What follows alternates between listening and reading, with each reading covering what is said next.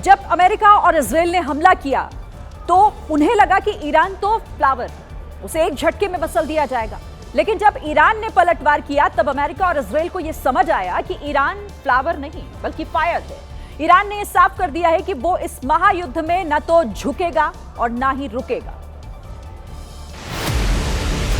ये ईरान का पलटवार है। इजराइल पर हमले के लिए ईरान ने अपने बेड़े से खैबर शेकिन मिसाइल निकाली है, जिसका टारगेट है तेल अवीव। ईरान ने तेल अवीव के कई ठिकानों पर मिसाइल से धावा बोला। इस वीडियो में ईरान तेल अवीव शहर के ऊपर मिसाइलों के जरिए क्लस्टर बम छोड़ रहा है। यही नहीं, ईरान मिसाइलों के साथ साथ ड्रोन भी तेल अवीव की तरफ भेज रहा है। तेल अवीव इजराइल का दिल है। ये इजराइल का वाणिज्यिक केंद्र है, जहाँ हो रहे हमले इजराइल की सत्ता पर सीधी चोट पहुँचा रहे हैं। ईरान चारों तरफ से दुश्मनों से घिरा हुआ है, इसलिए वो उन देशों में भी लगातार बमबारी कर रहा है जो अमेरिका की मदद कर रहे हैं। और यही वजह है कि ईरान ने कुवैत के अमेरिकी अली अल सलेम एयरबेस पर भी जबरदस्त हमला किया है। ईरान ने अली अल सलेम एयरबेस पर एक के बाद एक कई मिसाइलें दागी, जिससे पूरा एयरबेस धधक उठा।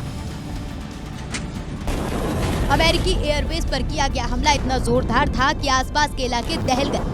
वहां से निकल रही आग की ऊंची ऊंची लपटें दूर से ही नजर आ रही थी। इससे पहले भी ईरान ने कुवैत में अमेरिकी बेस को निशाना बनाया था, जहां भारी तबाही हुई थी। खबर है कि ईरान के हमले के बाद अमेरिका ने कुवैत स्थित दूतावास से अपने लोगों को निकल जाने का निर्देश दिया है। ईरान खाड़ी देश के अपने दुश्मनों की आर्थिक रीढ़ पर प्रहार कर रहा है। वो एक एक कर उनके आर्थिक ठिकानों को तबाह कर रहा है। और इसी कड़ी में ईरान ने फिर से बहरीन पर मिसाइलों से अटैक किया और वहां जबरदस्त तबाही मचाई है। इस बार ईरान के हमले में निशाने पर थी बहरीन की सरकारी तेल रिफाइनरी बापको।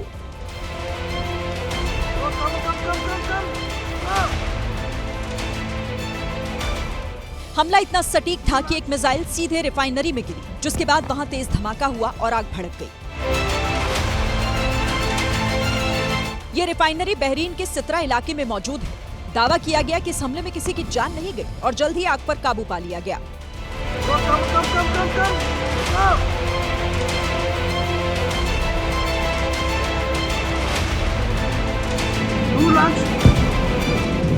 अमेरिका और इजराइल की कार्रवाई के बाद ईरान ने खाड़ी क्षेत्रों में जवाबी हमलों की रफ्तार बढ़ा दी है। माना जा रहा है कि रिफाइनरी को निशाना बनाए जाने से वैश्विक तेल आपूर्ति और बाजार पर इसका असर पड़ सकता है।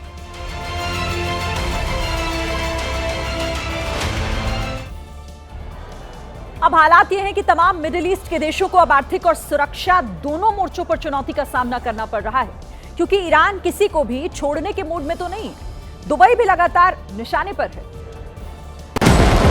क्योंकि ईरान लगातार इन देशों में मिसाइल और ड्रोन के जरिए अटैक कर रहा है। ईरान ने दुबई में एक बार फिर ड्रोन से हमला बोला। हमला कितना जोरदार था इसका अंदाजा वहां से सामने आए वीडियो को देखकर लगाया जा सकता है। ड्रोन अटैक के बाद वहां तेज धमाके के साथ आग भड़क गई। हमले के बाद वहां से आसमान में ऐसे चिंगारियां उठ रही थी कि मानो कोई पटाखा फोड़ रहा हो। ईरान के इस हमले में कितना नुकसान हुआ फिलहाल इसका पता नहीं चल पाया है, लेकिन हमले के बाद वहाँ अफरा तफरी का माहौल रहा। खामेनेई के मारे जाने के बाद ईरान में इस समय सबसे बड़ी चुनौती नए सुप्रीम लीडर को चुने जाने की है, लेकिन उसमें भी डोनाल्ड ट्रंप का दखल दिख रहा है। अमेरिका चाहता है कि वो किसी ऐसे को सुप्रीम लीडर बनाए जो उसकी कठपुतली बनकर वहां काम करे।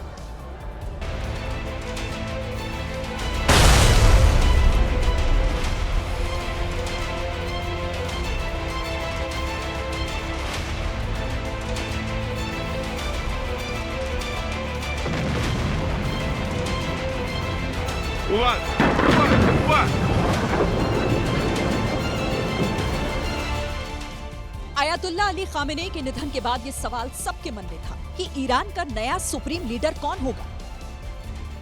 लंबे कयासों और चर्चाओं के बीच अब ईरान की असेंबली ऑफ एक्सपर्ट्स ने देश के नए सुप्रीम लीडर के तौर पर मुस्तफा खामेनेई का नाम घोषित किया है, जो अयातुल्लाह खामेनेई के बेटे हैं। लेकिन इसमें भी विवाद है, क्योंकि ट्रंप को खामेनेई का बेटा मुस्तफा अस्वीकार्य है। ट्रंप ने तो यहाँ तक धमकी दी कि अगर ईरान ने खामेनेई के बेटे मुस्तफा को सुप्रीम लीडर बनाया तो वो मुस्तफा का वेनेजुएला के राष्ट्रपति मादुरो जैसा हाल करेंगे। एक इंटरव्यू में बात करते हुए ट्रंप ने कहा, वो अपना समय बर्बाद कर रहे हैं। खामेनेई का बेटा कमजोर है, मुझे नियुक्ति में शामिल होना होगा।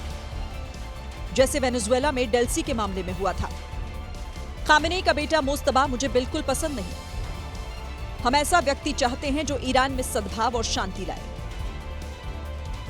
ट्रंप के तेवर देखकर लग रहा है कि अभी ट्रंप परमाणु संधि के लिए ईरान से लड़ रहे थे और अब सुप्रीम लीडर की नियुक्ति पर तकरार छिड़ेगी।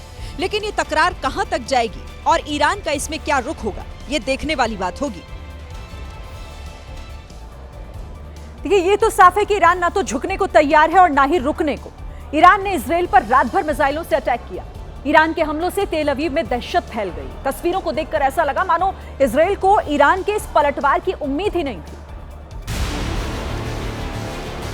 यही नहीं, ईरानी मिसाइलों ने इजराइल के एयर डिफेंस सिस्टम को ही नाकाम कर दिया। पूरी रात सितारों की तरह तेल अवीव के आसमान पर ईरानी मिसाइल दिखाई दी। और इसका असर क्या हुआ, इसके लिए इन तस्वीरों को देखिए। तेल अवीव पर ईरान की कई मिसाइलें गिरी हैं, जिससे तेल अवीव में भारी तबाही हो गई।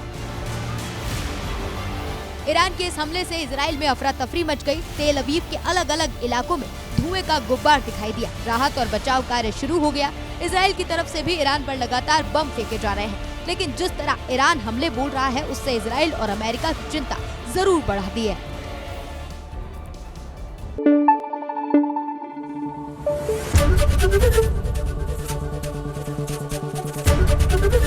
एबीपी न्यूज आपको रखे आगे।